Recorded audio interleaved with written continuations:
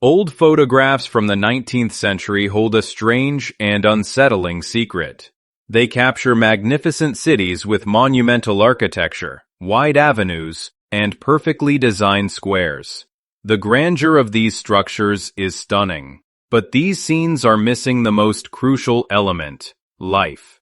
A closer look reveals what a passing glance might miss. The cities are practically empty. The houses have chimneys, but no smoke rises from any of them, suggesting there is no warmth or comfort inside.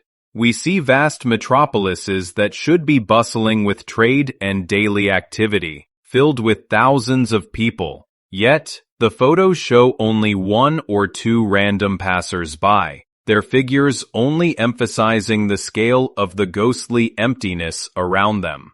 This strange, unnatural emptiness raises a series of disturbing questions. If these cities were abandoned, why? Where did their former inhabitants disappear to, leaving behind entire metropolises in perfect condition? And perhaps the most important and intriguing question: where did the new people come from to fill this void and breathe new life into these stone giants? Official history sidesteps these anomalies, offering standard explanations that don't hold up against the sheer scale of the phenomenon.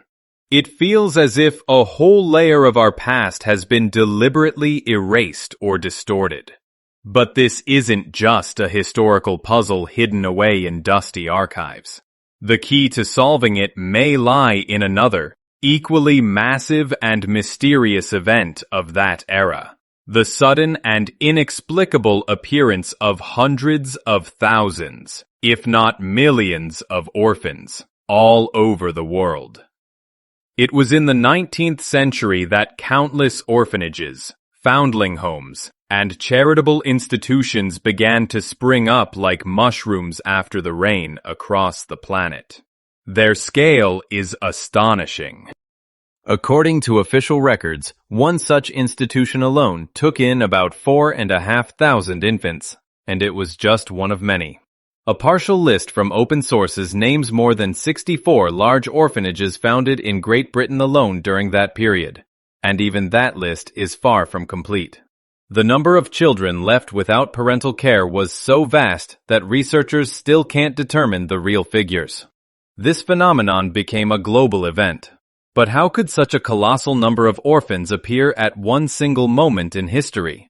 Why did their stories, which never made it into the record books, simply vanish, forgotten and erased from collective memory? Is this connected to the empty cities frozen in old photographs? These questions remain unanswered. But one thing is clear: official history isn't giving us the full picture.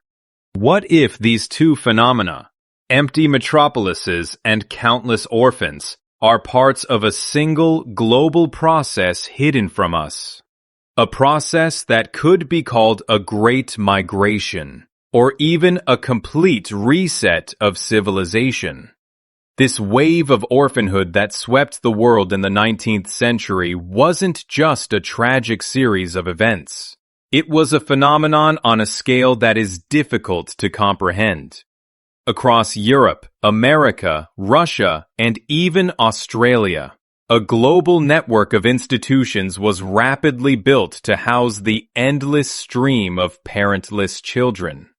These weren't just modest charity homes. They were enormous, sometimes palace-like buildings capable of holding thousands. Overcrowded orphanages and foundling homes became as much a feature of the era as steam engines and gas lamps. The endless flow of infants and older children required a whole infrastructure that seemed to appear out of nowhere to handle this demographic anomaly. Of course, official history tries to explain this surge with wars, the Industrial Revolution, and high mortality rates from disease. While these factors certainly played a role, can they fully account for the colossal numbers? Wars leave orphans, but those are usually localized tragedies. Here, we're talking about a global, widespread phenomenon that lasted for decades. Epidemics claimed many lives, But could they have created such a specific imbalance, leaving behind millions of children without any care, as if their parents had simply vanished? If you add up all the known conflicts and diseases of that time, the numbers still don't match. The scale of the problem was so immense that it goes beyond conventional historical explanations, suggesting some kind of catastrophe or event that has been erased from our history. It is here that the two great mysteries of the 19th century begin to merge into one disturbing picture. On one hand, we have majestic but lifeless cities, silent witnesses to a bygone civilization. On the other, we have overflowing orphanages, teeming with children who have no past and whose origins are shrouded in mystery. What if these are not two separate phenomena, but two sides of the same coin? What if this endless flood of orphans was not the problem, but the solution? Perhaps these children were the human resource needed to repopulate the empty territories and cities across the globe. The thought is monstrous, but it logically connects the unexplained emptiness with the unexplained abundance of young lives. But if we assume that children were indeed the key to repopulating the world, the story becomes even stranger and more sinister, especially when you look at how infants were treated in the New World. There, in America, at the turn of the century, the attitude toward children reached a new public and commercialized level, blurring the line between care and entertainment, between a human being and a commodity. Before we find direct evidence that children could be bought and sold, it's worth looking at how society was gradually conditioned to accept this idea. For that, we need to travel to the bustling World's fairs and amusement parks where human life was put on public display in the most shocking and unexpected way. At the turn of the 20th century in America, a phenomenon emerged that blurred all conceivable lines between medicine, business, and outright spectacle. At the center of this story is Martin Cooney, a man whom official history has celebrated as a hero and savior, but whose activities, upon closer inspection, are deeply unsettling. Cooney organized traveling exhibitions across the country, and their main attraction was premature babies. In amusement parks and at World's fairs, amidst rides and vendor stalls, he set up fully functioning intensive care units. Visitors strolling with ice cream and cotton candy could pay a modest fee to enter a pavilion where tiny, barely viable infants lay in rows of glass incubators. The atmosphere of these exhibits was utterly surreal. Awed spectators looked at the babies just as they would any other attraction at the fair. Carnival barkers loudly called for the public to come see the living dolls, while nurses in crisp white uniforms cared for the children as part of the show. The life-saving process was turned into a profitable spectacle. But the most sinister part is that at many of the fairs where Cooney exhibited these children, there were simultaneous expositions dedicated to eugenics, the pseudoscience of selective breeding to improve the human race. The very ideology that would later form the basis for the darkest chapters of 20th century history peacefully coexisted with a pavilion showcasing saved yet imperfect children. This strange juxtaposition raises many uncomfortable questions. Why were these exhibits so incredibly popular? Did people at that time not have children of their own, making the sight of an infant a novelty? The official story claims that Cooney saved around 80,000 babies. But where did such an unimaginable number of premature infants come from, whose parents were willing to hand them over to a showman? Can we believe that America at that time had a large enough population to account for the birth of so many babies needing such care? The story seems highly questionable. Was this something more than just saving lives? Was it conditioning society to the idea that a child is an object that can be displayed, evaluated, and perhaps even acquired? This normalization of turning children into public exhibits may have been just the first step. While America was mesmerized by the spectacle of saving babies, a far more direct and frightening practice was developing on the other side of the Atlantic, in Europe. It was hidden in plain sight, disguised in the most innocent and common item of the time, the postcard. What at first glance looked like quirky vintage humor or sentimental art was actually something else entirely. It was a quiet but effective tool for carrying out transactions we don't speak of today. This hidden mechanism found its perfect expression in the most mundane item of that era, the postcard. In the early 20th century, a whole genre of visual culture appeared that today is baffling and disturbing.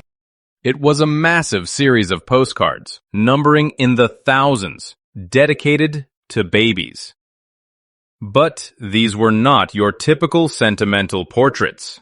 These cards depicted surreal and sometimes frankly terrifying scenes, as if from a strange dream. Children were shown emerging from cabbage patches, hatching from giant eggs, growing on mushrooms, or floating in shells on the water.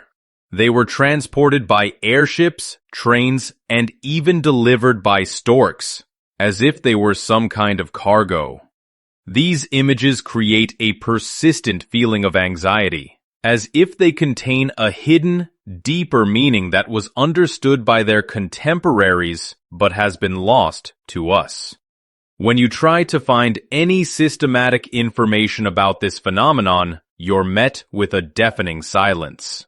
It seems as though this part of history was deliberately hidden or simply swept under the rug because of its controversial nature. There are no official catalogs or serious studies dedicated to this style. The only vague mention can be found in a little-known book, which admits that little is known about the history of these postcards, but notes their influence on surrealist artists, including Salvador Dalí himself. This information vacuum only deepens the suspicion that we are looking at more than just peculiar art, but something far more significant and sinister. They feel as if they've been torn from their historical context, left to us as silent artifacts of a forgotten era. A gradual deciphering begins when you pay attention to the details and inscriptions. Although most of the postcards are written in French, their popularity wasn't limited to France. Collections include examples from the United States with American postage stamps, as well as German and Dutch cards. This indicates that the phenomenon was international, even global. The inscriptions, which at first seem part of the overall surreal design, start to form a single, shocking system upon closer inspection. This was not just a collection of random images, but a whole language understood by people all over the world. A language that described a process beyond our modern understanding of morality. At first glance, one might dismiss all this as strange vintage humor, a peculiar aesthetic of a bygone era. Indeed, many of the images seem amusing and cute. But what if this is just a mask, hiding the true purpose of these messages from the past? What if we translate the captions on these postcards literally, setting aside any assumption of metaphor or jest?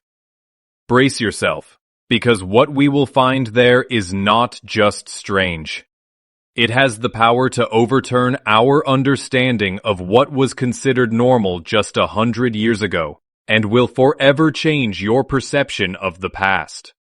The veil of artistic whimsy and vintage humor is torn away the moment we stop seeing these postcards as metaphors and start reading them literally. The key to this code is a simple but chilling phrase that repeats on dozens of images with frightening regularity. It's the French expression, à vendre, which translates literally to, for sale. This is not a hint, not an allegory, and not a joke. It is a direct, unambiguous announcement that turns a surreal scene into a commercial offer. And once this fact becomes clear, the entire collection of these strange postcards is cast in a completely different, sinister light. This wasn't just art. These were catalogs. Let's look at these images as advertisements of their time. One card depicts a whole fairground scene under a sign that reads, Modern Baby Bazaar. Below are the terms, which could belong to any store. Free entry. We fear no competition. Everything is for sale. And at the end, the most chilling line, emphasizing the finality of the deal, we do not accept returns. This establishment presents itself as trustworthy, yet clearly states its no-return policy, implying that a child is a commodity that becomes the buyer's full responsibility after purchase. On another postcard showing babies among cabbages, an invitation reads, "Choose, the little ones have just grown." The very wording grown is more suited to describing a harvest than living people, pulling us deeper into this monstrous logic. But the height of this commercial cynicism is found on postcards where each child has a kind of resume, a list of their consumer qualities. Infants sit in baskets, each with a caption designed to persuade a potential buyer to make a choice. I will be good. I won't wet the bed. I am cheerful. I will love you. I am cute. This is nothing less than a product description aimed at a target audience, childless couples or families looking for an addition. It's a window into a disturbing era when children were treated as objects with specific features and even a no-return policy. And if you step back from analyzing the text and just look into the faces of the children depicted on these cards, it's unsettling. Many of them look unhappy. Some are crying or clearly frightened.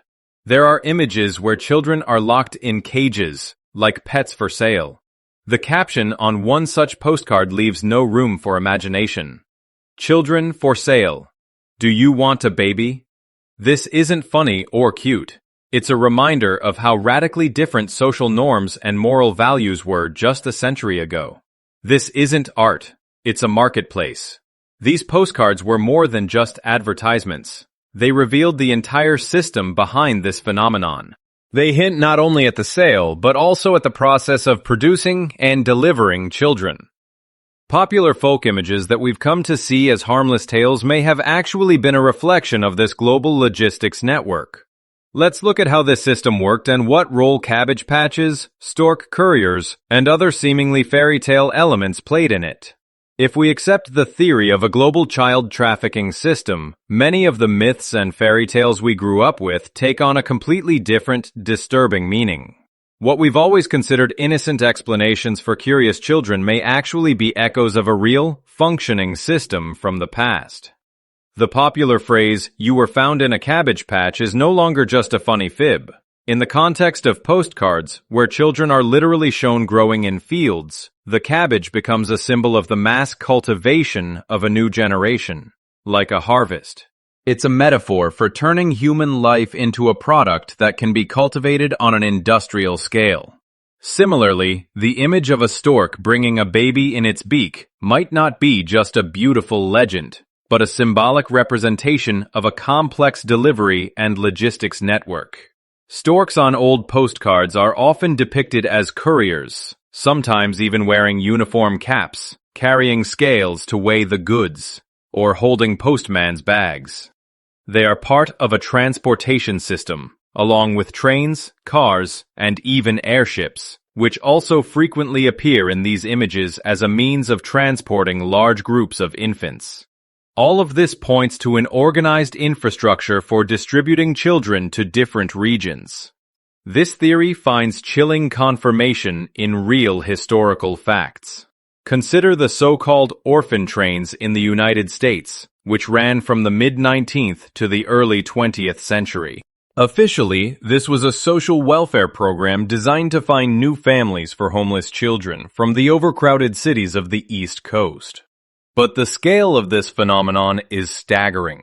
More than 200,000 children were transported and distributed to farms and small towns in the Midwest. Were these trains merely a humanitarian mission? Or were they part of that same global logistics project symbolically depicted on the postcards? The overlap in timing and purpose seems too significant to be a coincidence. An even more direct indication of the true goal of this massive operation comes from postcards that feature the word repopulation. This term leaves no room for ambiguity. This isn't just about caring for orphans. It's about a deliberate process of settling territories. This word ties all the pieces of the puzzle together.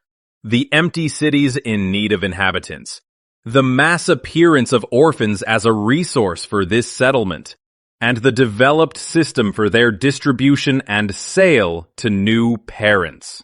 If we assume that children were indeed cultivated in vast numbers and then systematically distributed around the world to settle cities left empty after some catastrophe, it leads us to one final and perhaps most terrifying question.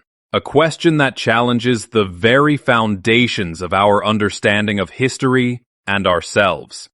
When all the pieces of this incredible puzzle fall into place, a picture emerges that is so vast and monstrous that the mind refuses to accept it. But the facts stubbornly form a single logical chain. It all begins with the ghost-like metropolises of the 19th century, inherited from unknown predecessors and in desperate need of a new population. This demographic vacuum is filled by a suddenly appearing, inexhaustible source. Millions of orphans, concentrated in a global network of orphanages and foundling homes, which essentially became reservoirs of human resources. The connecting link, the proof, and the instruction manual for this resource are the postcards. They cease to be mere strange artifacts and become catalogs, offering a product with a description of its qualities and terms of sale. And the entire system of folk myths about cabbage patches and stork couriers turns out to be nothing more than a symbolic cover for a real, well-oiled global program for cultivating and distributing a new population. This chain of evidence leads us to one truly grand and terrifying hypothesis: the Great Reset. According to this theory, at some point in the past, a global catastrophe or event occurred that led to a massive depopulation of the planet. Civilization had to be literally resettled, and children became the primary, if not the only, building material for this new world. In this context, even the most daring and disturbing assumptions acquire a dark logic. The incubators at the world's fairs may have been not just a means of saving lives, but also part of a technology for the mass nurturing, or even artificial cultivation, of infants.